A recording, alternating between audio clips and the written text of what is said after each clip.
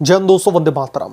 दोस्तों, कल्पना कीजिए लाखों भक्तों की आस्था का प्रतीक राम मंदिर, जहां हर सिक्का और चढ़ावा भगवान राम के चरणों में समर्पित होता है, लेकिन उसी पवित्र स्थान पर कथित चोरी का सिलसिला।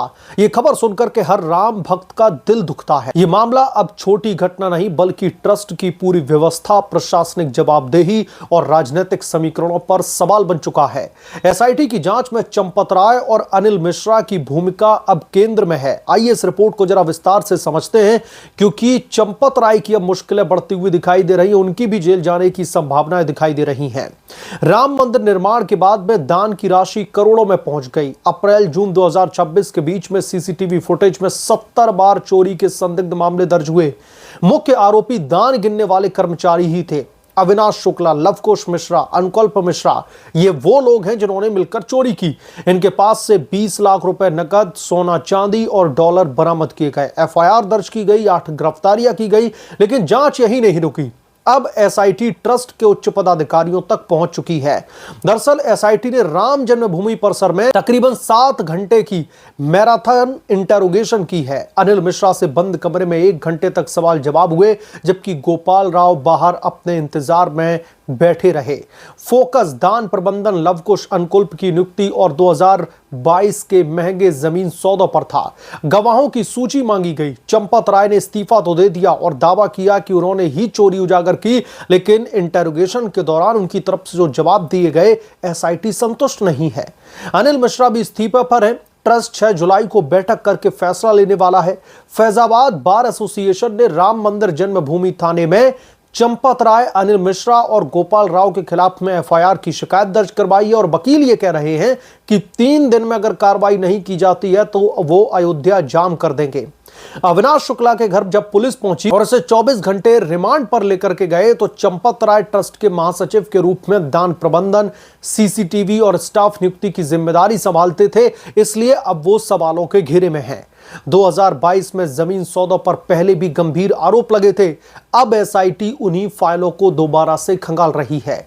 क्या यह अनदेखी थी या फिर जानबूझ करके? चंपत राय का इस्तीफा नैतिकता तो दिखाता है, लेकिन जांच में अगर कमियां निकलती हैं तो जवाबदेही तय करने में योगी बाबा जरा भी हिचकिचाएंगे नहीं। अनिल मिश्रा सदस्य के रूप में नियुक्तियों और फंड उपयोग में शामिल थे। उनकी 1-to-1 इंटेरोगेशन से लगता है कि एसआईटी को उनके खिलाफ में ठोस और पुख्ता सबूत मिले हैं। ट्रस्ट की सिस्टमैटिक खामी साफ तौर पर दिखाई दे रही है। दान गिनती का तरीका पुराना और भरोसे पर आधारित था। सीसीटीवी की कमी या फिर गड़बड़ी और बाहरी सफेद पोश लोगों का प्रभाव संदेह पैदा करता है। बीजेपी के लिए यह छवि का संकट है। योगी सरकार एसआईटी गठित करके सख्ती दिखाने की कोशिश कर रही है, जो सही कदम है। विपक्ष इसे बचाव बता रहा है और सीबीआई या फिर सुप्रीम कोर्ट की जांच की मांग कर रहा है। अपराधी अपराधी है, चाहे वो कोई भी पक्ष से हो, लेकिन राम मंदिर जैसे मुद्दे पर राजनीति नहीं होनी चाहिए।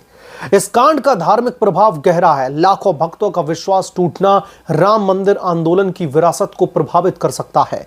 आर्थिक रूप से दान में कमी का खतरा भी है। अन्य धार्मिक संस्थानों जैसे कि तिरुपति या फिर वैष्णो देवी में डिजिटल ट्रैकिंग है। राम मंदिर को भी उसी स्तर की पारदर्शिता चाहिए थी। एसआईटी अगर जमीन सौदों में गड़बड़ी पाती है तो बड़े खुलासे हो सकते हैं। ट्रस्ट की बैठक में इस्तीफे मंजूर हो सकते हैं, लेकिन कानूनी कार्रवाई अलग चलेगी। सरकार की तेज कार्रवाई से साबित होता है कि कोई भी अछूत नहीं है। भविष्य में ट्रस्ट को स्वतंत्र चार्टर्ड अकाउंटेंट और रियल टाइम डिजिटल ऑडिट की जरूरत है। सभी स्टाफ की बैकग्राउंड जांच, भक्तों के लिए मासिक रिपोर्ट, सीसीटीवी और एआई मॉनिटरिंग तथा बड़े सौदों के लिए पारदर्शी टेंडर प्रक्रिया अनिवार्य होनी चाहिए। राम मंदिर सिर्फ ईंट पत्थर नहीं, करोड़ों भारतीयों की आस्था भी है। यह कांड हमें याद दिलाता है कि पवित्र स्थान भी मानवीय कमजोरियों से अछूते नहीं रह सकते। चंपत राय और अनिल मिश्रा पर सवाल उठना स्वाभाविक है। 8 गिरफ्तारियां होने के बाद में चंपत राय और अनिल मिश्रा ही अब वो लोग हैं जो एसआईटी के शिकंजे में हैं। इनके खिलाफ में लगातार एसआईटी का शिकंजा कसता चला जा रहा है, लेकिन सच्चाई जांच से सामने आएगी। अगर हम इस मामले से सीख लें तो राम मंदिर न सिर्फ भव्य बनेगा बल्कि पारदर्शी और भरोसेमंद भी। अब सवाल ये उठता है, जैसा कि मैंने रिपोर्ट के इनिशियल फेज में कहा, कि अब राम मंदिर चोरी केस में चंपत राय और अनिल मिश्रा और गोपाल राव के ऊपर शिकंजा कसने वाला है।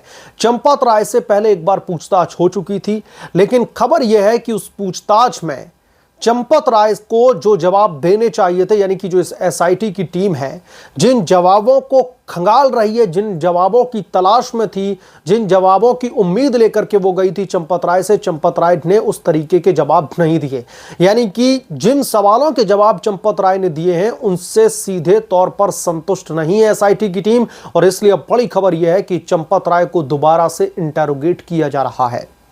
और ये पूछताछ दोस्तों कोई आधा पौना घंटा, 1 घंटा 2 घंटे की पूछताछ नहीं है, ये मैराथन इंटेरोगेशन है।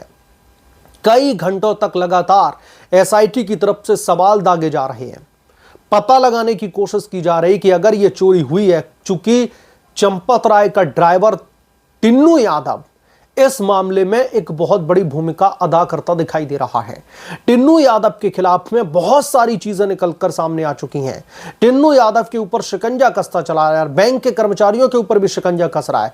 चूंकि टिन्नू यादव का कनेक्शन सीधे तौर पर चंपत राय से है, इसलिए एसआईटी को इस बात का अंदेशा है कि कहीं टिन्नू यादव चंपत राय के इशारे पर तो कुछ नहीं कर रहा था। ये बहुत सारे सवाल हैं जो इस देश की जनता के जहन में चल रहे हैं, और यकीनन तौर पर एसआईटी के मन में तो पहले चल रहे होंगे, क्योंकि चंपत राय के ड्राइवर होने के बावजूद भी टिन्नू यादव के पास में इतने बड़े पैमाने पर एक कह लीजिए कि उनको ताकत मिली हुई थी, उसको पावर मिली हुई थी। वीआईपी दर्शन का चंदा हो, वीआईपी दर्शन के लिए भी वसूली की जाती थी, ये भी खबर निकल कर आ जाई है सामने। राम मंदिर में अगर आपको फोटो खींचनी हो तो उसके लिए अलग से पैसे फिक्स किए गए थे। एक एक वीआईपी दर्शन के लिए 20 से 25 हजार रुपए चार्ज किया जा रहा था। महीने की कमाई ये लाखों में पहुंच जाती थी। फोटो खिंचवाने का भी सिलसिला पैसे लेकर के चल रहा था।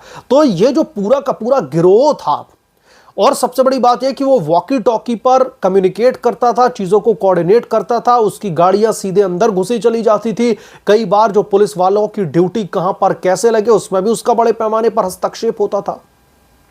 यानी कि सरकारी मुलाजिमों से लेकर के जो निजी यानी कि प्राइवेट मुलाजिम थे, सब पर टिन्नू यादव का कंट्रोल था।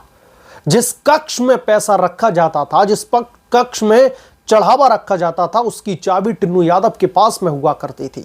यानी कि एक तरीके से अगर आप ये कहें कि टिन्नू यादव अपने आप में राम मंदिर का खजाने का एक तरीके से मालिक बना बैठा था, खजांची बना बैठा था। उसको पता था, उसके पास में चाबी थी, कहां पर कितना पैसा क्या रखा हुआ सब कुछ उसे पता रहता था। इसीलिए चंपत राय के खिलाफ में अब एसआईटी का जो शक है वो बढ़ता चला जा रहा है कि एक ड्राइवर ओहदे के व्यक्ति को इतने बड़े पैमाने पर जिम्मेदारियां किसके कहने पर सौंपी जा रही थी। ट्रस्ट के महासचिव चंपत राय की इसमें क्या भूमिका है। तो अब चंपत राय, अनिल मिश्रा, गोपाल राव, ये लोग सवालों के घेरे में हैं। जो अनिल मिश्रा हैं उनसे भी बहुत लंबी पूछताछ चली। गोपाल राव अपनी बारी का इंतजार कर रहे थे, उनसे भी लंबी पूछताछ चलने वाली है। तो अब एसआईटी की टीम ये जानने की कोशिश कर रही है कि इतने बड़े पैमाने पर जो ये गड़बड़ी पाई गई है, ये जो सिर्फ 8 लोग जो गिरफ्तार किए गए हैं, इंक्लूडिंग टिन्नू यादव की अगर मैं बात करूं, तो सिर्फ इतने लोग इस बड़ी घटना को अंजाम नहीं दे सकते।